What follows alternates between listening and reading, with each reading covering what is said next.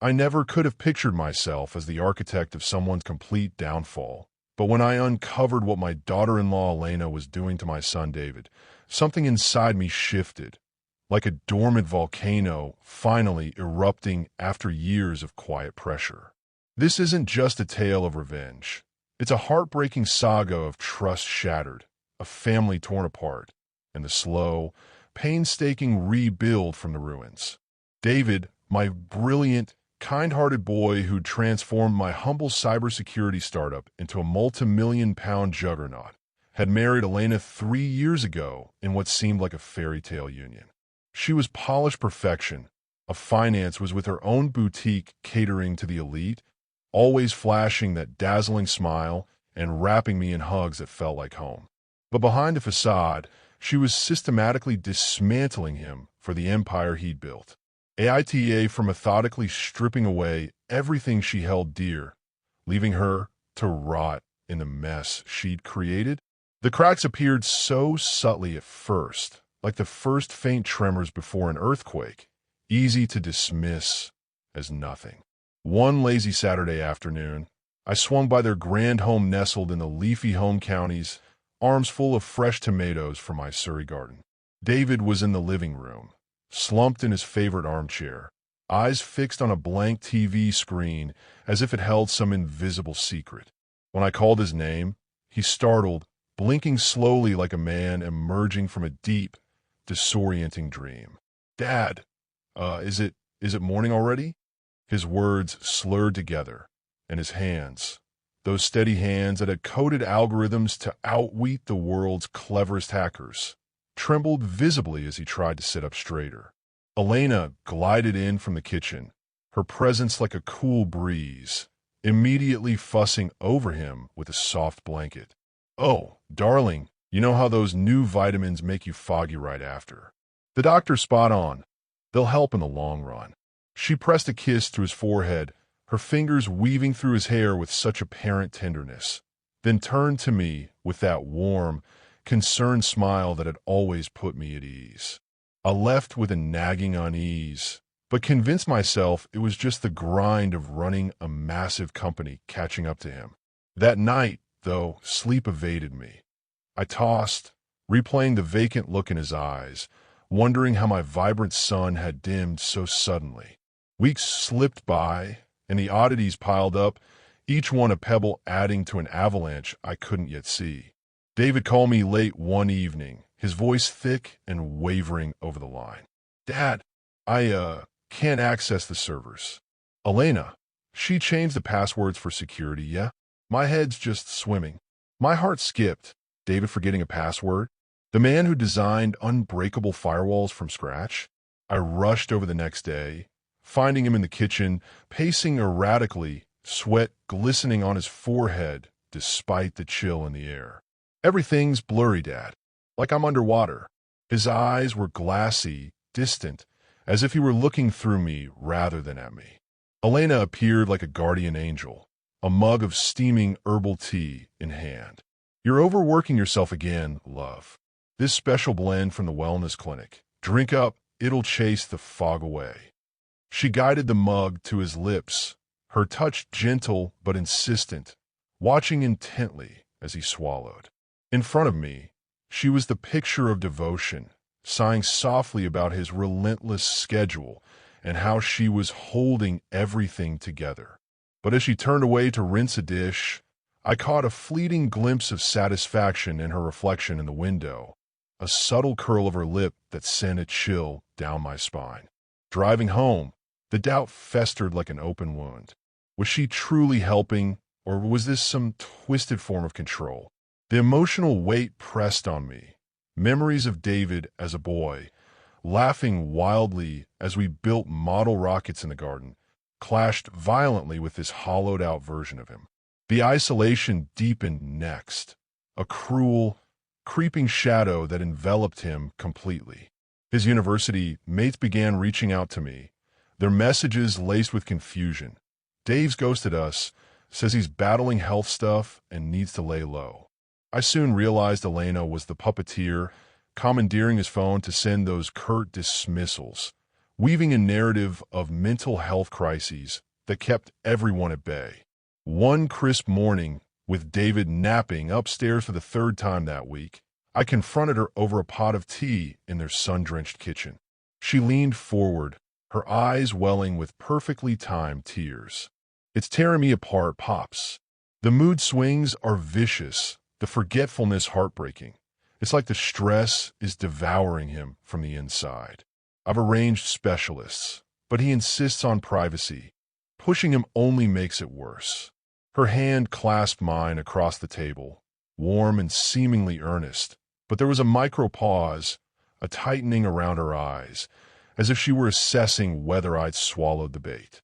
David shuffled in moments later, his frame noticeably frilier, cheeks sunken, and she sprang into action, adjusting his collar, cooing softly as she led him to a chair. "There, see? A bit of rest, and he's worlds better." I forced a nod, but inside, grief and suspicion warred fiercely.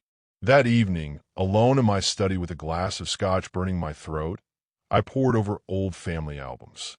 The wedding photos mocked me now. Elena's adoring gaze on David no longer spoke of love, but of a predator sizing up prey. How'd I missed it? The hurt burrowed deep, a dull ache that whispered of my failure as a father. The doctor's visit a month later ignited the first real spark of alarm. She insisted on driving us to this opulent wellness center, all gleaming marble and scented diffusers humming with false serenity. The consultant, a slick operator in a crisp white coat, gave David a perfunctory once-over before prescribing yet more supplements for what he dubbed executive burnout syndrome. As we exited, I lingered just long enough to overhear his hushed aside to Elena in the hallway. "The dosage is holding beautifully. Maintain it, and we'll have the results we need." She responded with a crisp nod, her posture easing, a ghost of a smile flickering across her lips like she'd just sealed a lucrative deal.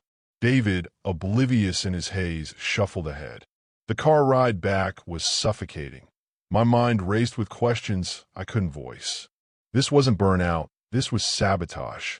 That night, the emotional storm hit full force. Rage bubbling like lava, grief crashing in waves as I recalled David's triumphant grin after his first big company breakthrough. How could she do this to him? To us?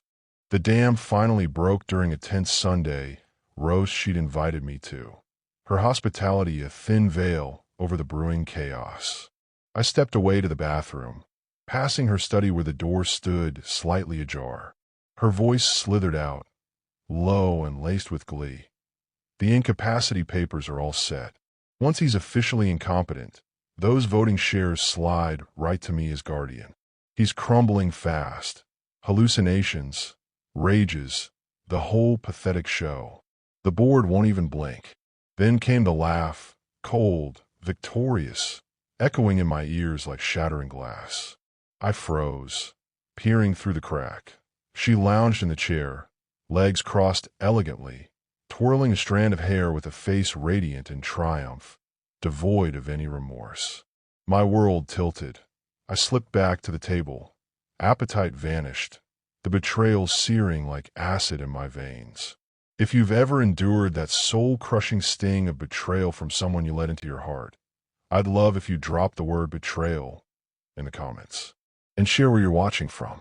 Subscribing would be nice. It keeps me going with these stories. I didn't storm and screaming. No, the pain was too profound for that. It demanded precision, a slow unraveling she'd never see coming. Over the ensuing months, I operated in the shadows, my days a blur of calculated moves and sleepless nights haunted by what I'd uncovered. I began by covertly swapping out a handful of his vitamins during my increasingly frequent visits, my fingers slick with sweat as I pocketed the tainted capsules while she chatted obliviously in the garden. The wait for the lab results from an old contact who'd owed me since a corporate espionage mess years ago was agonizing. I paced my study at dawn, heart pounding, imagining the poisons coursing through David's blood. When the report arrived, it confirmed the nightmare.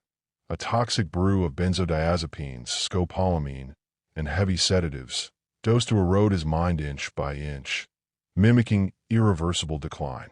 Desperate for ironclad proof, I installed hidden cameras, a disguised clock in their bedroom, an innocuous vase in the kitchen, my hands trembling in the dim light of a quick cup of stopover. The risk nearly undid me. Once, she returned early from an errand, and I barely concealed the last device, forcing a chuckle while adrenaline surged. But the footage, oh, it was devastating, a dagger twisting deeper with every view.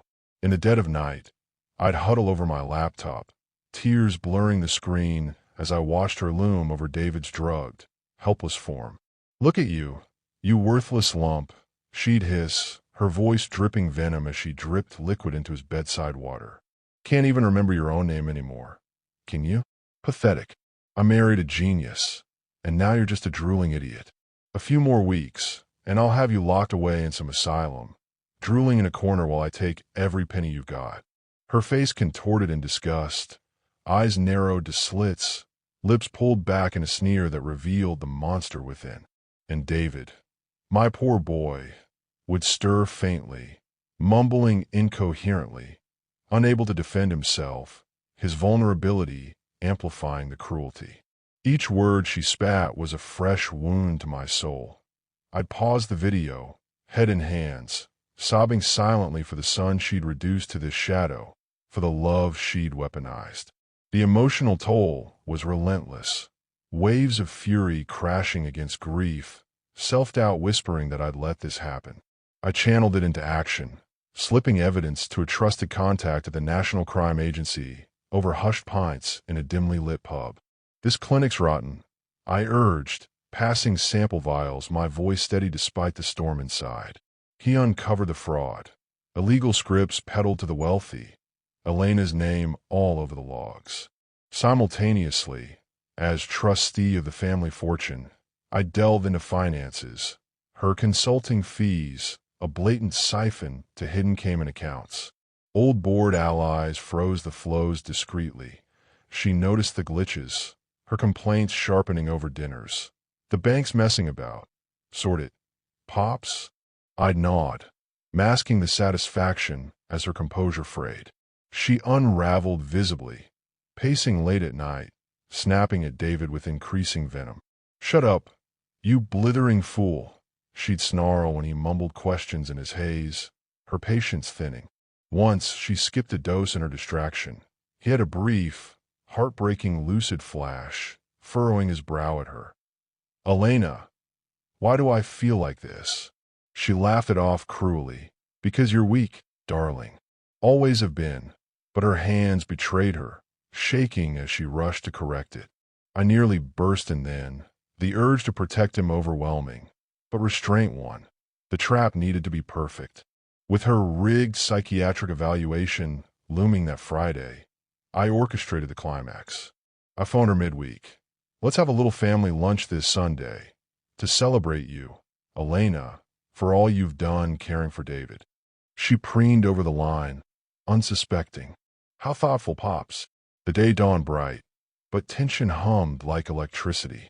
Annie June, Cousin Mark, and Uncle Ted arrived at their elegant dining room, the table laden with Elena's meticulously prepared spread. She fluttered about, charming as ever, trading gardening quips with June, refilling glasses with a laugh. David sat subdued, his fog lifting just enough for polite nods. I let the chatter build, then wove in the barbs. "Elena, the boutique's booming, I hear. Those hefty consulting gigs with the firm must be a godsend." Her forepaws midair, smile straining. "Absolutely thriving. And that wellness clinic, quite the expense. What's really in those miracle supplements?" Sweat beaded on her brow. She dabbed discreetly. "Premium ingredients. Nothing more." Mar piped up. "Dave looks peaky still. Doc's got any breakthroughs?" She shifted in her seat, color rising, voice pitching higher. "He's on the mend." The room thickened with unease. She was glistening now, fanning herself subtly. I rose deliberately, placing an elegantly wrapped leather folder before her.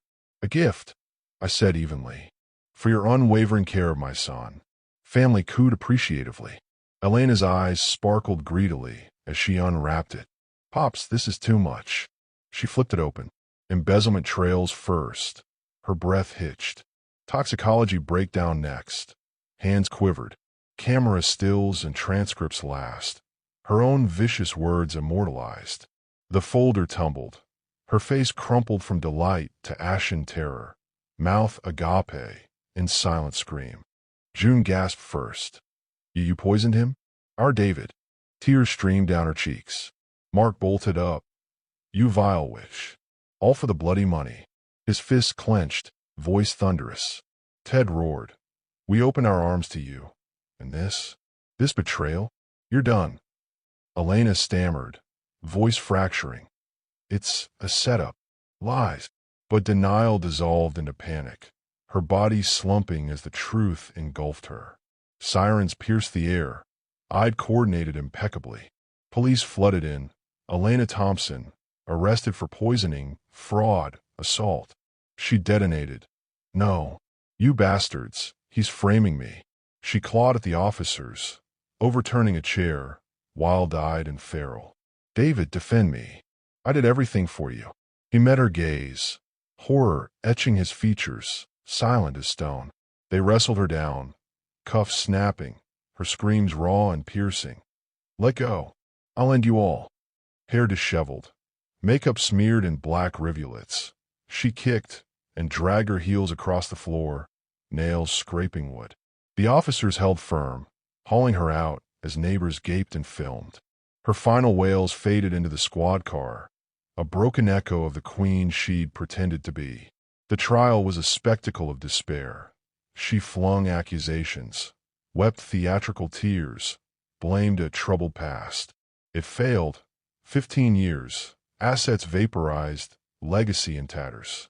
David's path back was the most harrowing chapter, a slow crawl from the abyss. 2 months in detox were hell, his body convulsing in agony, screams ripping through sterile halls as poisons leached out. I never left his side, whispering stories of his triumphs, gripping his sweat-slick hand through the delirium. When lucidity returned, the betrayal's full weight crushed him. He withdrew into silence for weeks, staring blankly at walls. Silent tears his only language.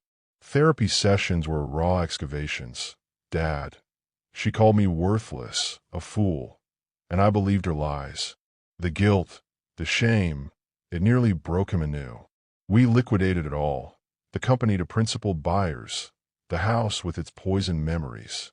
We fled to Cornwall's wild coast, a weathered cottage where gales howl and waves crash eternally. David now crafts bespoke furniture in a seaside shed, his hands, once trembling wrecks, now carving with precision and purpose. He's guarded, scars etched deep, but joy flickers. A hearty laugh over fresh-caught fish, a shared sunset walk. I fish the rocks at dawn, cultivate hardy veggies against the salt wind, finding solace in the rhythm. Elena's prison letters, pitiful pleas and excuses, crackle in our hearth, unread fuel for warmth. In the quiet nights, with the sea's roar as lullaby, we've reclaimed peace, a hard-fought, fragile triumph over the darkness she unleashed.